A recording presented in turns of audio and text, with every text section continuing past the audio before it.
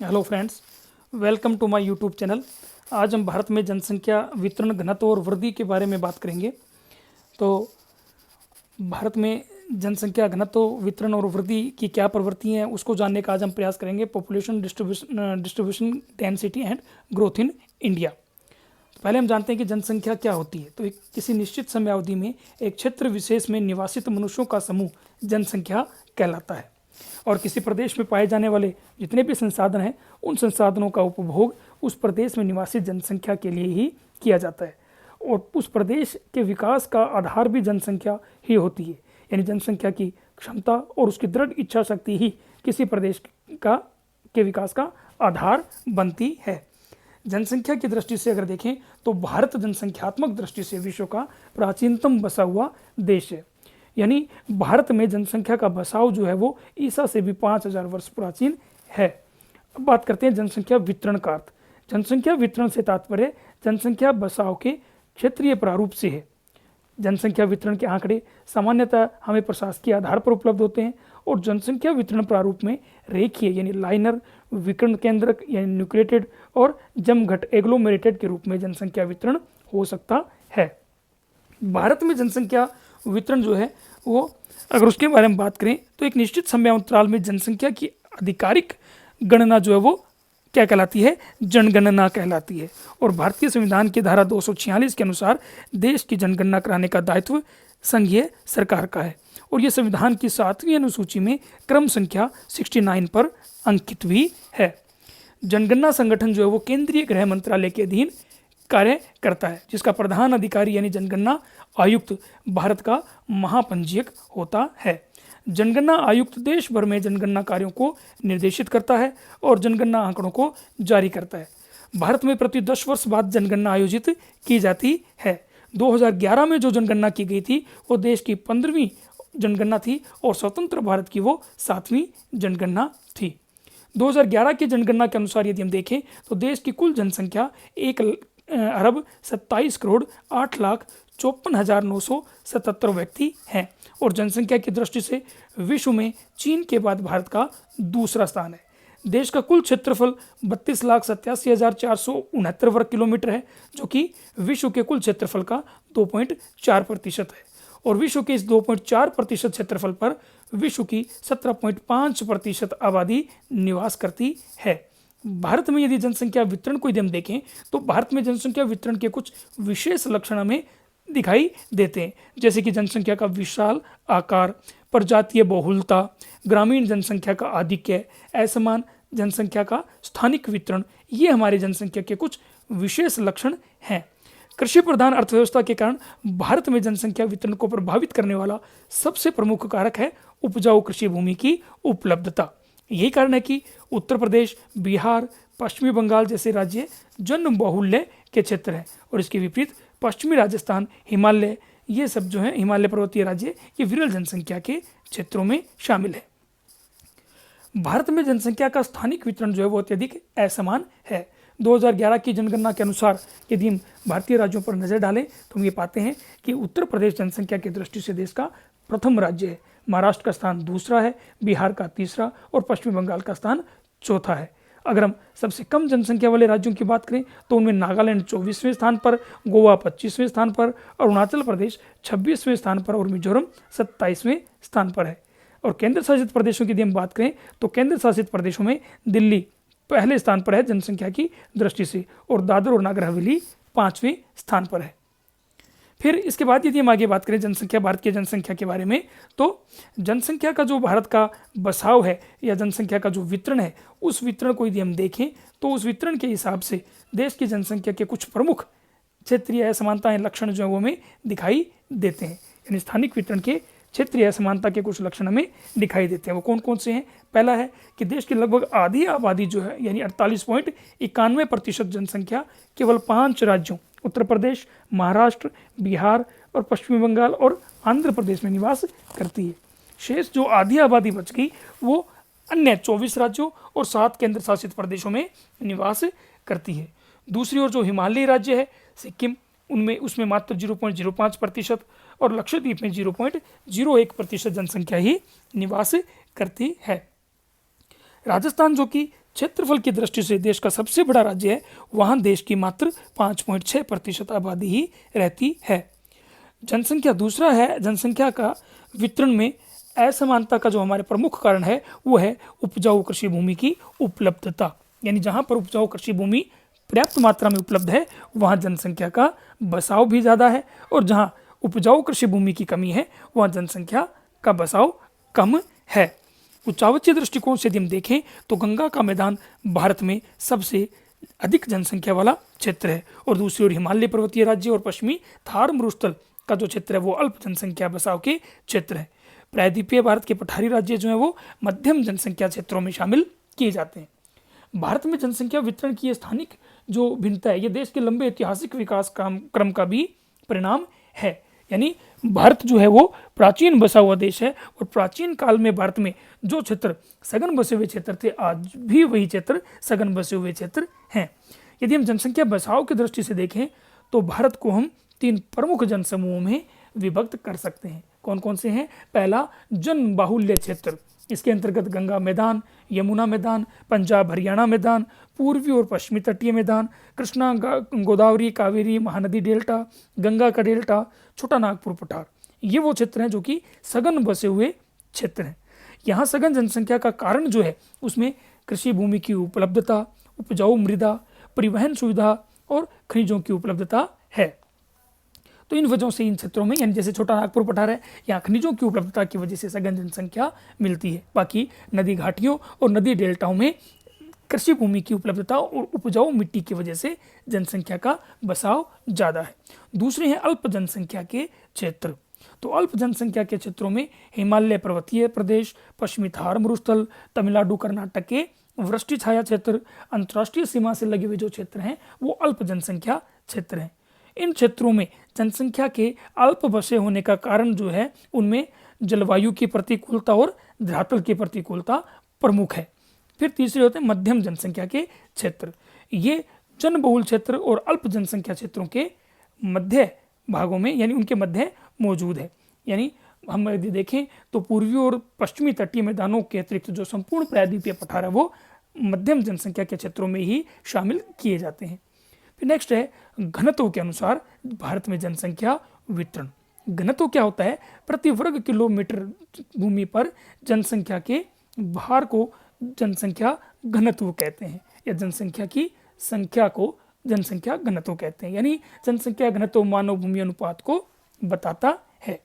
जनसंख्या घनत्व जनसंख्या के असमान वितरण का यथार्थ चित्रण भी प्रस्तुत करता है।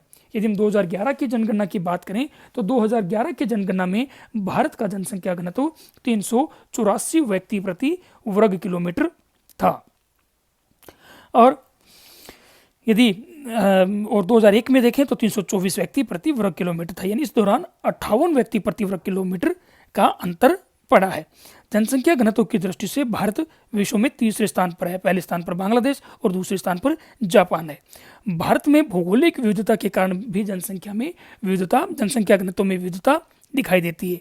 एक और बिहार और पश्चिम बंगाल जैसे राज्य भी हैं जहां 1000 व्यक्ति प्रति वर्ग किलोमीटर से ज़्यादा जनघनत्व पाया जाता है। तो दूसरी ओर अरुणाचल प्रदेश जैसे पर्वतीय राज्य और जैसलमेर जैसे, यानी राजस्थान के पश्चिमी थार मरुस्थल में मौजूद जैसलमेर जैसे ऐसे जिले भी हैं जहां 20 व्यक्ति प्रति वर्ग किलोमीटर से भी कम जनसंख्या घनत्व मिलता है। 2011 की जनसंख्या घनत्व 2001 के जनसंख्या घनत्व से यदि हम तुलना करें तो हम कुछ निष्कर्ष निकाल सकते हैं। पहला कि 2001 से 2011 के दशक के बीच जनसंख्या घनत्व में 27 व्यक्ति प्रति वर्ग किलोमीटर की दशकीय वृद्धि हुई है। दूसरा, क्षेत्रीय दृष्टिकोण से यदि हम देखें तो सर्वाधिक दशकीय वृद्धि दर वाले राज्य बिहार रहा जहां 299 व्यक्तियों की वृद्धि हुई। इसके पश्चात उत्तर प्रदेश 138, हरियाणा, झारखंड और तमिलनाडु, पंजाब, असम इनका स्थान है। और जहां दशकीय वृद्धि दर जो कम रही उन राज्यों की यदि हम बात करें वो अरुणाचल प्रदेश, मिजोरम, सिक्किम और हिमाचल प्रदेश, ये ऐसे राज्य थे जहां पर जनसंख्या की घनत्व की दशकीय वृद्धि दर कम दिखाई दी। फिर इसके बाद चौथा जो है वो है नागालैंड। हमारे देश का एकमात्र ऐसा राज्य था जहां जनसंख्या घनत्व की दशकीय वृद्धि में ऋणात्मक परिवर्तन हुआ। यानी 2001 में नागालैंड का जनसंख्या घनत्व 120 था, जो कि 2011 में 119 रह गया। केंद्र शासित प्रदेशों की यदि हम बात करें तो केंद्र शासित प्रदेशों में सर्वाधिक जनसंख्या घनत्व में सर्वाधिक दशकीय वृद्धि दिल्ली की रही। 2001 में यहाँ 9,340 व्यक्ति प्रति वर्ग किलोमीटर जनघनत्व था, जो कि 2011 में 11,297 व्यक्ति प्रति वर्ग किलोमीटर हो गया। अंडमान निकोबार में इस दशक में सबसे कम यानी 3 व्यक्ति प्रति वर्ग किलोमीटर का अंतर पड़ा, और शेष जो केंद्र शासित प्रदेश हैं उनमें जनसंख्या घनत्व की वृद्धि दर उच्च रही थी। जो पूर्व जनगणना हुई थी उसी की भांति 2011 की जनगणना में भी गंगा यमुना सतलज मैदान जनसंख्या घनत्व की दृष्टि से उच्च जनसंख्या घनत्व के क्षेत्र बने हुए थे। इसका कारण वहाँ पर कृषि भूमि की उपलब्धता थी। हिमालयी राज्यों में जनसंख्या घनत्व पहले की तरह ही इस बार भी यानी 2011 में भी कम रहा, क्योंकि वहाँ कृषि भूमि की उपलब्धता नहीं है। और देश के उत्तरी राज्यों में दक्षिणी राज्यों की एक विशेषता में यह देखने को मिलती है कि देश के उत्तरी राज्यों में दक्षिणी राज्यों की तुलना में जनसंख्या घनत्व ज़्यादा मिलता है। 1981 के पश्चात देश में जनसंख्या घनत्व में 50 व्यक्ति प्रति वर्ग किलोमीटर की दर से दशकीय वृद्धि होती रही है।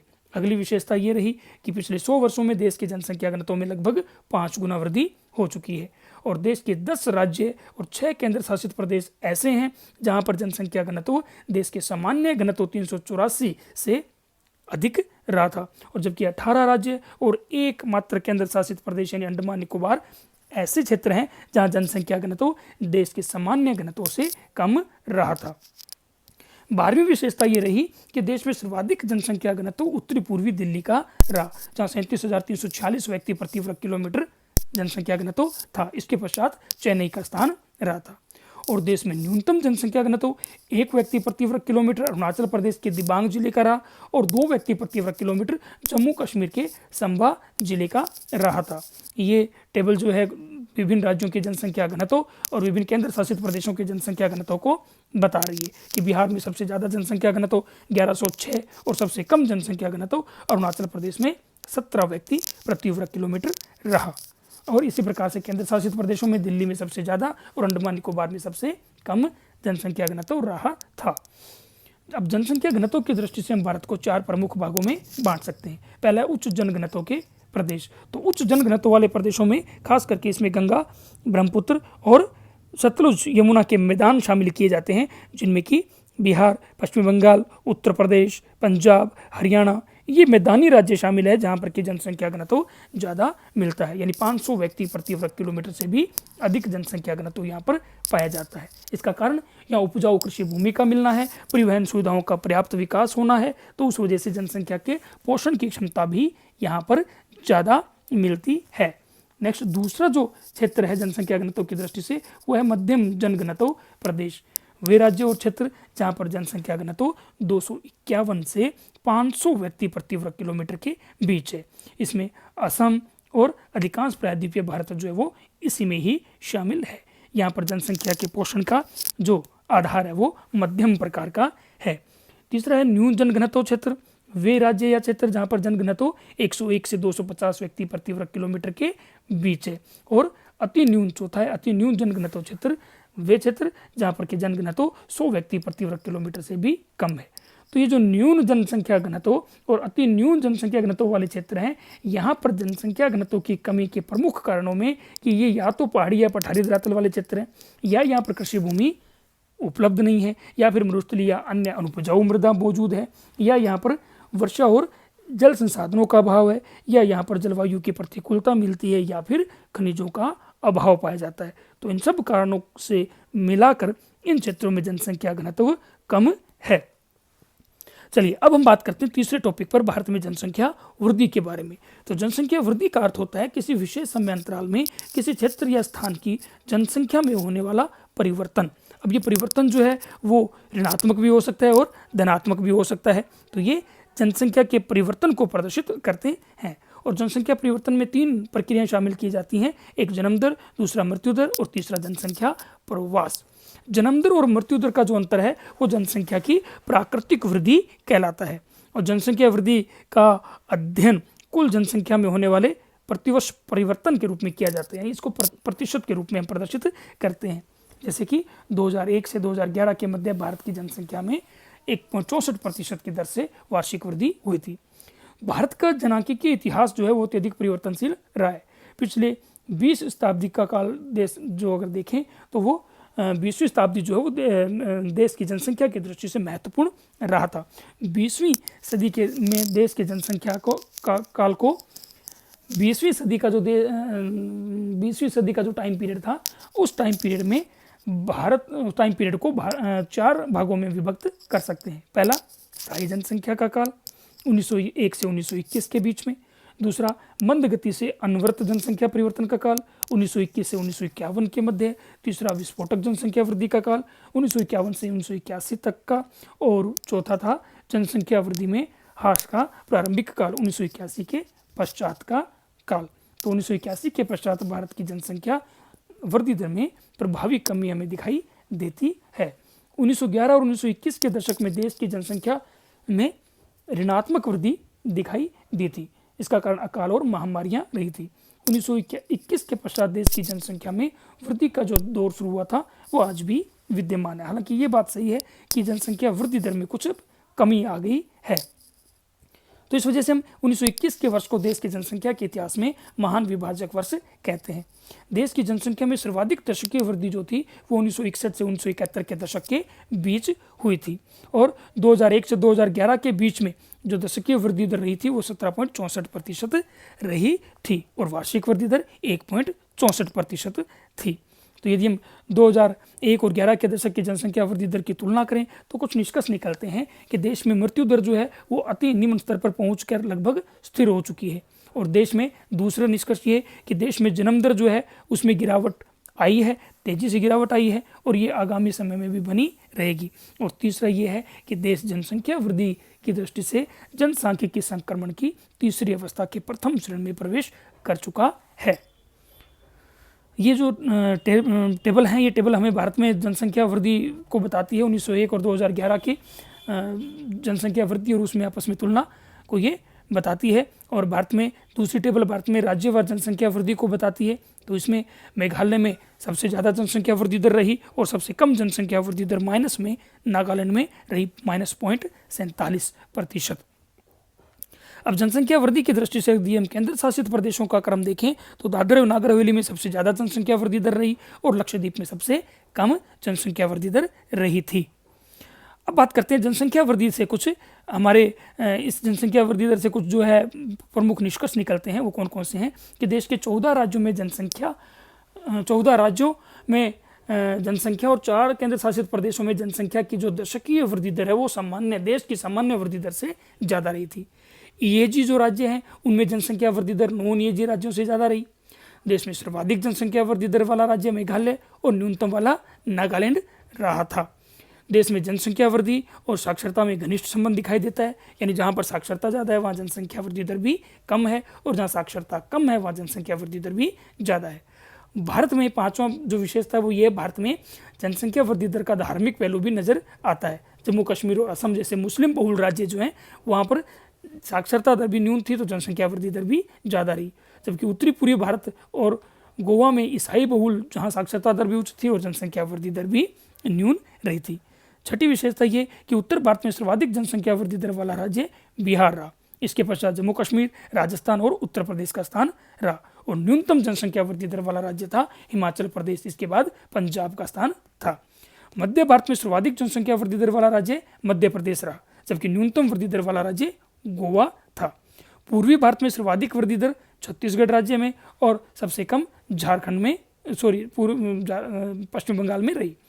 उत्तरी पूर्वी भारत में सर्वाधिक जनसंख्या वृद्धि दर मेघालय में और सबसे कम जो थी वो नागालैंड और सिक्किम में। दक्षिणी भारत में सर्वाधिक जनसंख्या वृद्धि दर जो थी वो कर्नाटक और तमिलनाडु में रही और न्यूनतम वृद्धि दर जो थी वो केरल और आंध्र प्रदेश की रही थी। तो ये यदि हम इन जनसंख्या के आंकड़ों को देखें तो हमें इस बात का आभास होता है कि भारत में जनसंख्या वितरण, घनत्व और वृद्धि तीनों ही दृष्टि से अत्यधिक विविधता मिलती है। उस पर भारत के देश और काल के संदर्भ में विभिन्न फैक्टर जो हैं, विभिन्न कारक जो हैं वो प्रभावित करते हैं। Thank you so much.